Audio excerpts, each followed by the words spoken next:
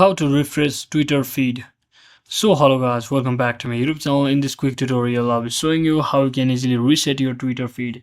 So let's get started. So first thing first, just open up your Twitter application and make sure you're currently logged into your account. Now all you have to do is just click on your profile icon at the top left corner and simply head over to the settings and privacy option under by simply scrolling down under the settings and support section. As you can see, now simply select settings and privacy, and from over here just scroll down and click on this accessibility, display and language option, and now select data usage, and from over here scroll all the way down, and here you should see the storage option where you can easily clear all the cache for your application, but it might not be available on some region or some app version, and I'm using Android, so it's not available for me. So instead what I'll be doing is just open up my settings on my device, and once you open the settings application on your device, just head over to apps section, and you can do it manually. So simply searching for Twitter application, so it goes by name X.